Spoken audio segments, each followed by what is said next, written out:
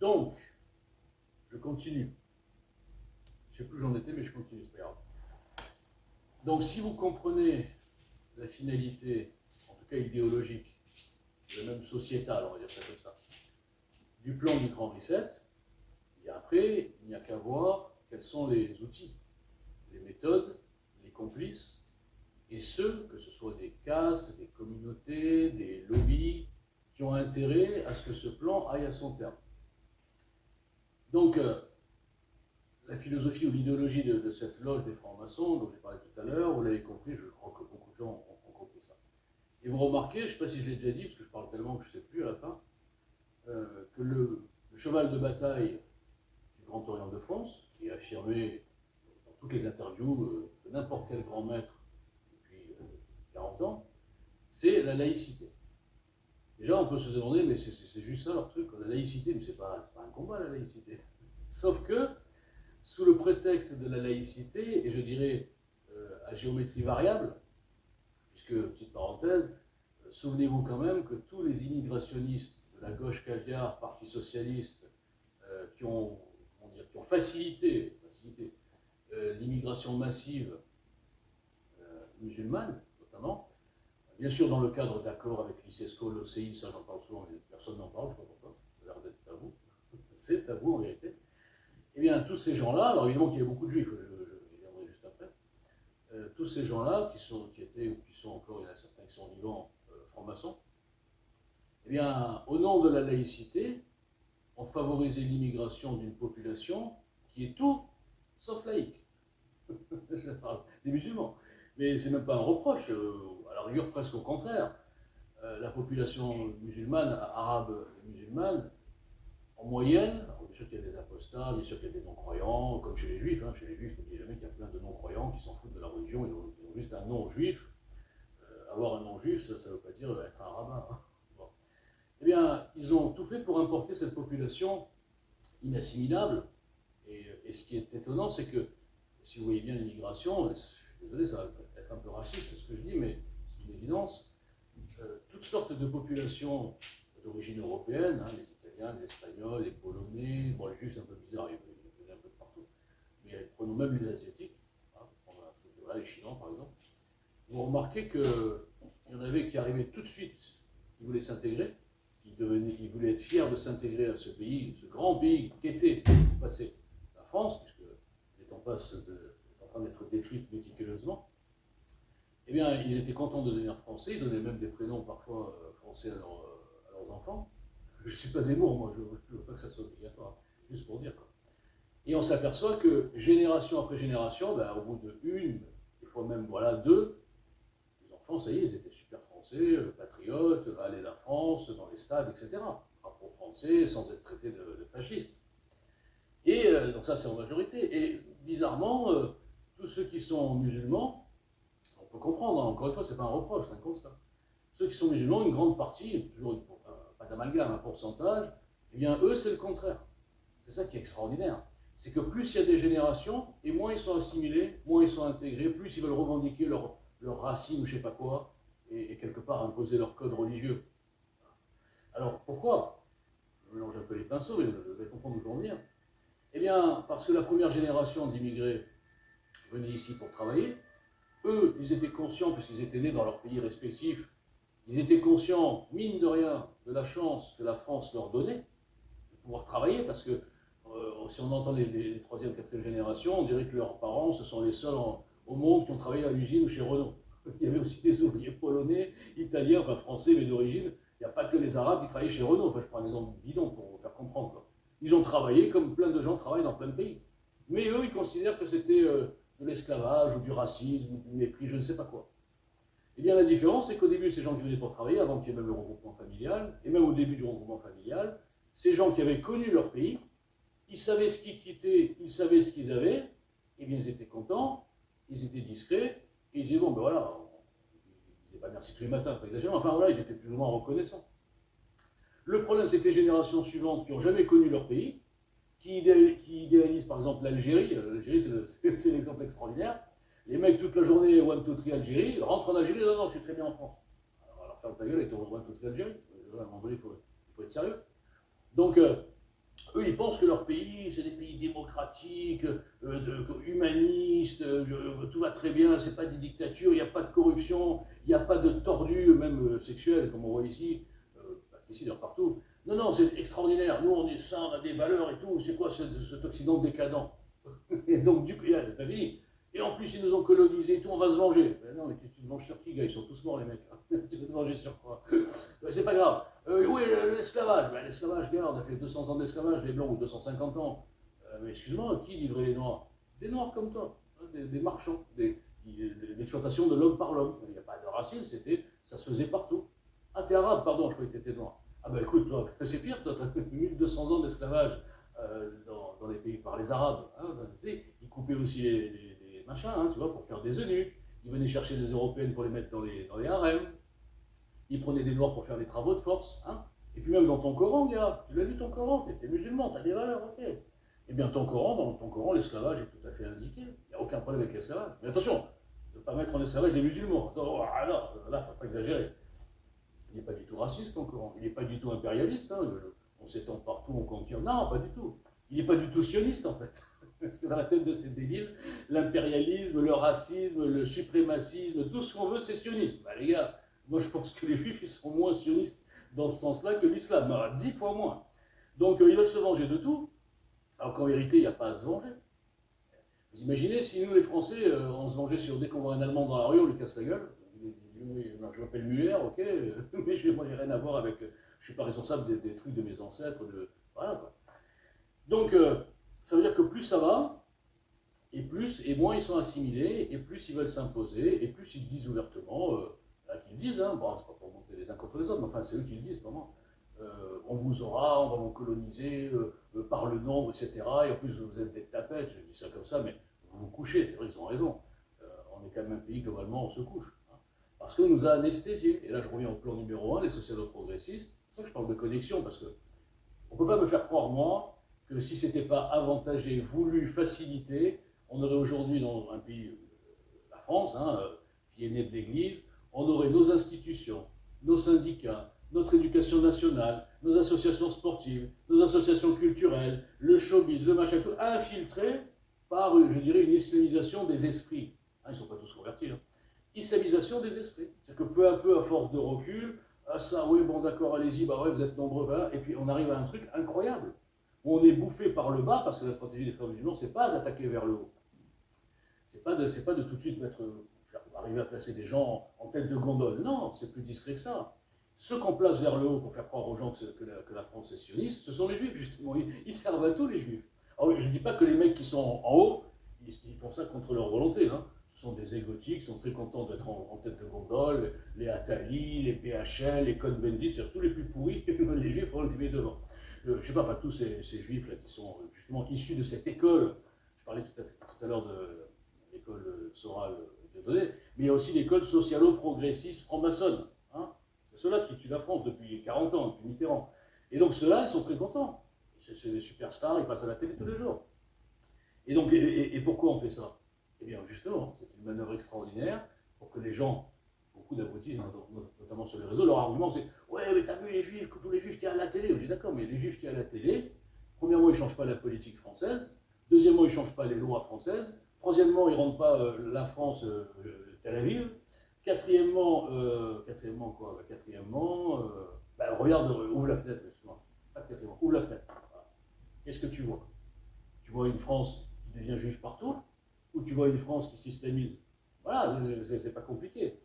Donc, on montre le leurre juif en tête de gondole, et ça marche aussi à l'international. Je vais mélanger tous les sujets, c'est pas grave, je discute tout seul au bâton rompu.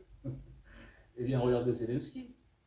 Personne ne se pose la question pourquoi l'État profond américain et les globalo-fascistes, hein, c'est les mêmes. On va dire que les États-Unis ont été kidnappés par l'État profond globalo-fasciste, je dirais, c'est un peu mélangé. Eh bien, pourquoi ils ont placé, parce qu'ils l'ont placé, hein, pourquoi ils ont placé un juif en Ukraine? Réfléchissez. L'Ukraine est le pays le plus antisémite pendant la guerre. Ils ont même commencé les pogroms avant que les nazis arrivent. Hein. D'ailleurs, Simone Veil, qui fait référence dans plein de sujets, mais comme par hasard, quand ses déclarations de l'époque, j'ai la vidéo, je crois que vous l'avez vue aussi, à l'époque, il n'y avait pas la guerre d'Ukraine, hein, c'est-à-dire 15 ans ou 20 ans, elle parlait de l'Ukraine avec un prêtre, d'ailleurs, qui connaissait bien le dossier, et elle expliquait ce que c'était que l'Ukraine. Eh bien, cette vidéo à l'INA, l'Institut national des archives, c'est marrant, bon, moi je l'ai posté quelquefois, mais bon, on s'en fout, moi je suis boycotté, mais personne n'en parle, et le système qui veut nous faire croire que l'Ukraine c'est extraordinaire et que Poutine c'est un naziste et c'est Hitler, eh bien là, la référence Simone Veil, non, ça ne marche pas. Simone Veil, ça a marché pour tout, hein. Moi j'ai rien ni pour ni contre elle, bon, évidemment qu'à cause d'elle, il y a des abrutis qui pensent que l'avortement a été inventé par la synagogue, par des juifs, hein. Oui, parce que c'est Simone Veil qui a porté la loi, vous comprenez. En fait, Simone Veil, elle a porté la loi dans 130 pays. Elle est allée dans tous les pays où il y a l'avortement, elle a dit voilà, je m'appelle Simone Veil, je suis juive, et je veux mettre l'avortement au nom de Moïse. Je rigole parce que c'est du délire qu'on peut arriver à faire. Bon, bref. Donc pourquoi Zelensky? Pourquoi Zelensky? Il y avait 1 300 000 juifs avant la guerre en Ukraine, c'est beaucoup. Aujourd'hui, il y en a 40 000. Il y a 40 000 juifs sur 40 millions d'habitants d'ailleurs, 40 000 sur 40 millions, et ils ont trouvé un juif à mettre. Dites-moi que c'est un hasard. Bon. Ils ont mis un juif pour désamorcer les accusations futures, qui ont eu lieu quand même, parce qu'il y a quand même des gens qui sont lucides, de nazisme. Attendez, ce pays n'est pas un pays de nazis, il n'y a pas du tout de nazis. Regardez, le président il est juif. Ah ouais, bah, excusez-nous, on repassera demain. Et donc, une manipulation de bas étage. Mais qu'est-ce qu'ils vont dire, nos amis dont je parlais tout à l'heure, tous les fans, Soral, machin, oui, vous avez vu, c'est un juif. Donc, j'ai même entendu Jim le Veilleur Ponzimadov, qui m'avait dit, j'avais été chez lui, bon, j'avais été défoncé comme d'habitude, et la fait, c'est plus comme de lui. Oui, de toute façon, l'Ukraine, c'est la deuxième Israël. Ils vont fonder un deuxième État juif en Ukraine. Pardon? Qu'est-ce que vous voulez répondre à des débiles mentaux qui, en plus, le système leur donne de l'audience et ils ont des fans? Je me dis, mais c'est quoi le niveau, quoi? Bon, bref. Donc, pour revenir à nos moutons, l'immigration aujourd'hui musulmane, et même l'immigration globale, on va dire subsaharienne, tout ça, est facilitée par l'Union européenne, est facilitée par les globalo-fascistes. L'insécurité qui va avec, parce qu'il faut arrêter de dire qu'il n'y a pas de rapport, les statistiques sont là, on voit l'évolution, ça va, quoi. Il faut aller voir dans les prisons. On s'aperçoit, je suis désolé de le dire, hein, c'est même pas une source de moi, c'est le recteur de la mosquée de Paris. Hein, on s'est servi quand j'ai ridiculisé Éric Coquerel, sur France Info. En 2 minutes, on m'a dit, vous avez 2 minutes. Je lui ai dit, comment je vais faire en 2 minutes? Ah bah, vous débrouillez, monsieur, l'invité, c'est lui. En 2 minutes, je l'ai quand même massacré avec des chiffres. Donc 70%, 75% des prisonniers sont musulmans. Et je ne compte évidemment pas les milliers de dangers publics laissés volontairement en liberté et les places de prison qu'on n'a jamais construites depuis 2012. Ou quelques-unes. Donc si vous ne comprenez pas que même l'insécurité est organisée, et je vous donne un autre indice, regardez juste la gueule, le parcours, l'idéologie, les profils des 4 derniers ministres de la justice, depuis Taubira. Quand, en 2012, il y avait déjà un peu d'ensauvagement, quand même, hein, c'était pas la France, ça reste le pays le plus dangereux d'Europe, et c'est le pays, je vous le dis au passage, j'avais écrit ça dans le programme, donc je m'étais renseigné, à l'époque je regardais un peu des trucs, maintenant je regarde plus, je m'en fous. Hein. C'était le pays, ça reste le pays où il y a le moins de places de prison pour 1000 habitants. Et c'est pourtant le pays le plus dangereux d'Europe. Allez en Espagne, allez en Italie, enfin je sais pas, moi je voyage plus beaucoup en ce moment, c'est vrai, mais avant je voyageais, j'ai jamais ressenti cette ambiance pesante qu'on peut ressentir aujourd'hui dans nos villes à une certaine heure du soir. Enfin moi en tant qu'homme ça va, mais j'imagine les femmes. J'imagine nos femmes, j'imagine nos vieux. Ah, et c'est pas raciste ce que je dis, c'est juste statistique.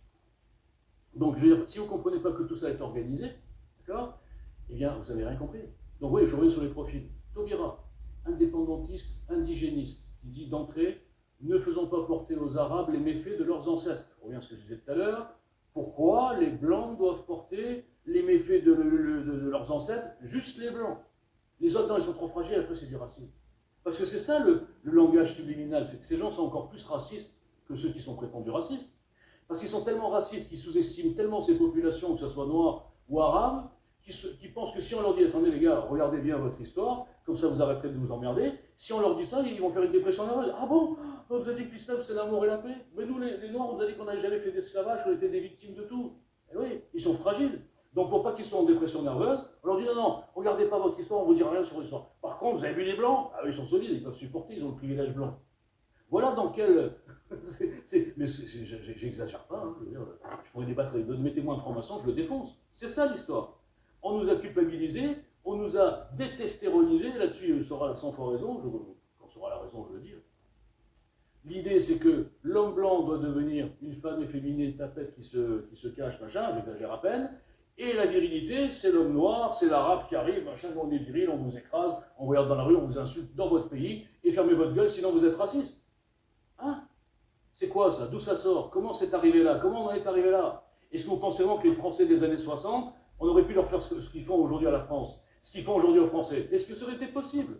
Hein? Non, jamais de la vie. Même s'il y avait eu un nombre aussi important qu'aujourd'hui d'immigrés et de lobbies un peu nerveux qui menacent toute la journée, machin, la Wakbar, le couteau, Samuel Paty, etc., mais les Français les auraient dégommés. Ils auraient dit, oh, où vous êtes là? Rentrez chez vous, arrêtez de nous emmerder. Voilà ce qu'auraient fait des Français normaux. Mais des Français, malheureusement, avec 20 ans, 30 ans, 40 ans de lobotomisation, de falsification de l'histoire, d'être raciste, machin, à la fin on n'ose plus rien dire, sauf les mecs comme moi, ça sert à rien, eh bien, on est aujourd'hui conquis en douceur, sans armée. J'avais écrit un article en 2017, avant EGL, j'ai dit la douce revanche coloniale sans armée. C'est exactement ce qui se passe. Et en plus, il y a un tel culot maintenant, parce qu'ils savent qu'ils sont protégés, je le dis au sens large, par des milliers, des millions maintenant, on les voit avec la France insoumise, de collabos soumis d'IMI. Donc ils sont protégés par les collabos soumis d'IMI. Ils sont, quand je parle ils sont, c'est certains lobbies, certains petits groupes de pro-palestiniens par exemple, ou même les Greta Thunberg, etc., financés par des mondialistes pervers comme Soros, comme Rima Hassan par exemple, qui a été construite de A à Z, personne ne se pose la question d'où elle sort. Elle est tombée comme ça, comme le capitaine Brunet. Vous savez, ceux qui tombent comme ça, méfiez-vous, mais ça vous dépasse. Et donc, eh bien, donc ces gens sont protégés par les collabos, protégés par la bien-pensance, soi-disant, protégés et financés, subventionnés, on voit aussi aux États-Unis, c'est la même chose, hein, avec les BLM, par des globalo-fascistes pervers complètement tarés. Et là, vous comprenez peut-être, j'ai un indice encore, hein, là c'est désordonné, mais c'est pas grave si vous suivez, vous comprendrez peut-être ce que ce taré que je suis, qui s'acharne à démontrer, alors que dans ce système, les preuves ne servent à rien. Ce qui compte, c'est le nombre de followers, le nombre de likes et le nombre de passages dans les chaînes de grands intellectuels, genre géopolitique, pas profonde du tout. Et donc, si vous comprenez ce que je viens de vous dire, vous comprenez la connexion et l'intérêt commun, de faire cibler un autre coupable. C'est pas l'islam, c'est pas les frères musulmans, c'est pas le Qatar, c'est pas l'islamisation au sens large de nos institutions, comme je l'ai dit, par le bas, c'est pas non plus, je sais pas quoi, non, silicioniste. Eh ouais.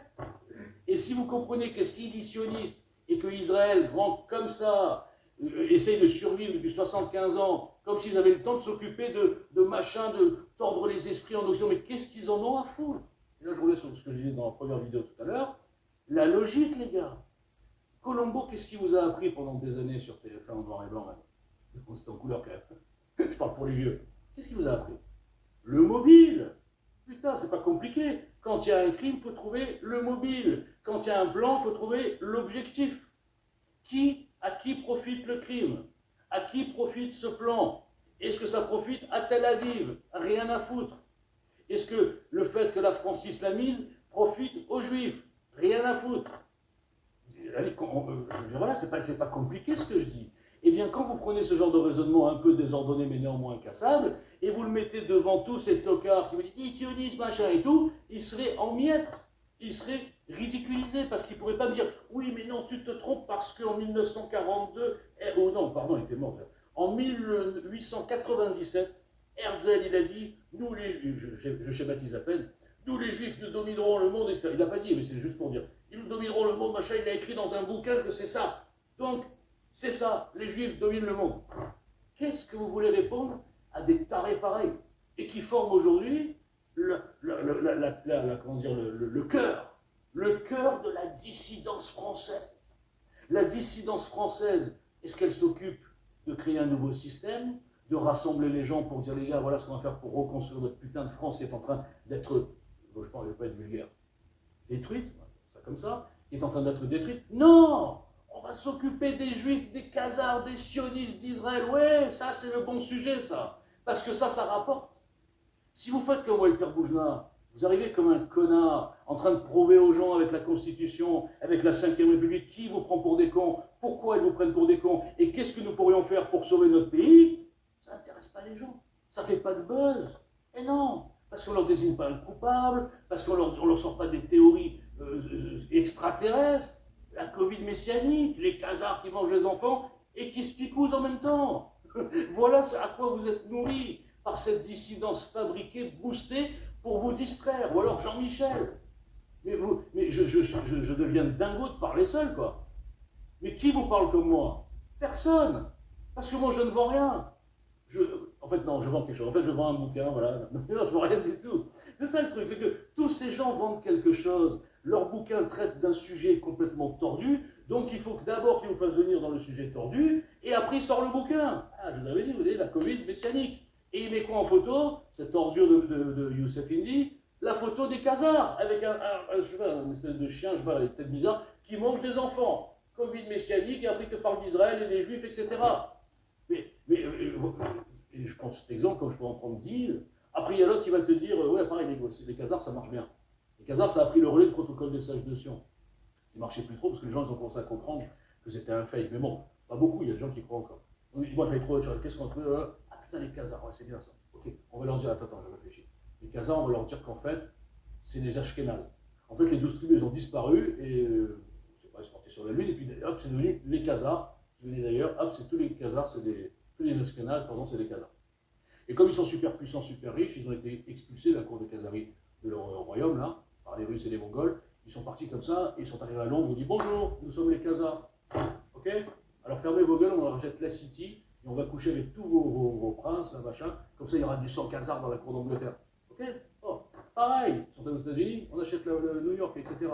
Voilà ce qu'on vous met dans la tête, putain de merde, quoi.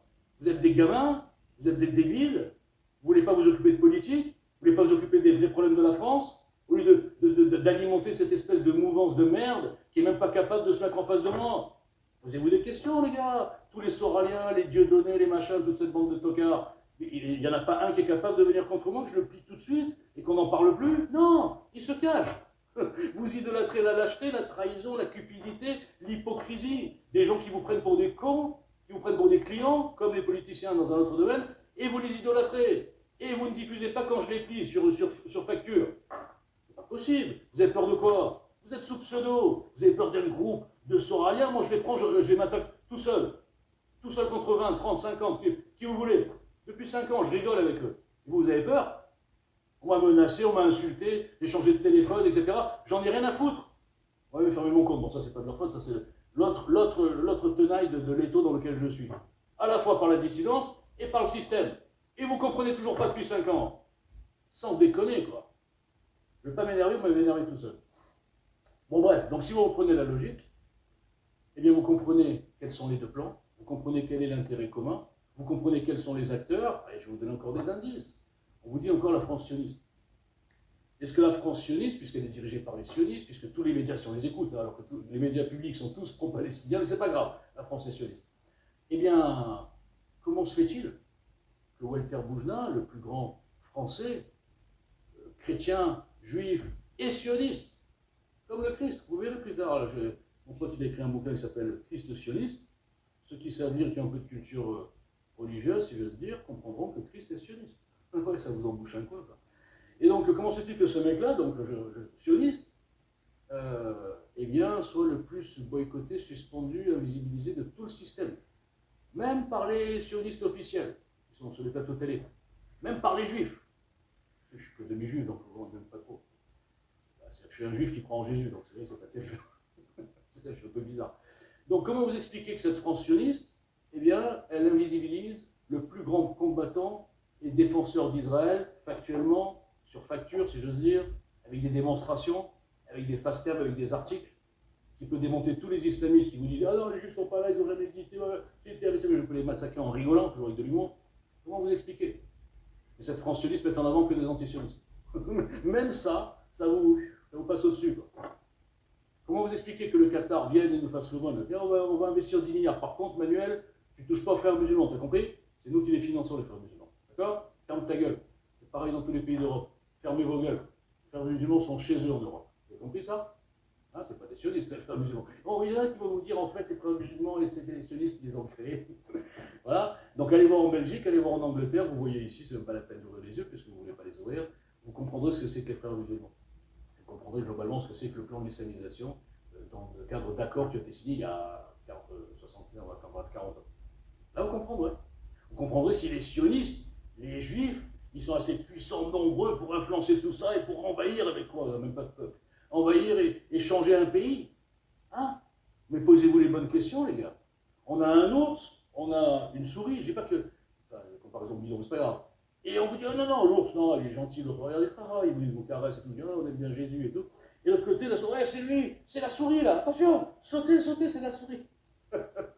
C'est quoi ces sketchs pourris que je fais? Bon, bref, donc tout ça pour vous dire que j'en ai marre d'être boycotté, d'être invisible. Alors je peux tous les démonter, et en plus je vous fais des sketchs. J'ai quand même un avantage sur tous ces tocards qui se prennent au sérieux, ils sont comme ça, il y a le TikTok, le TikTok.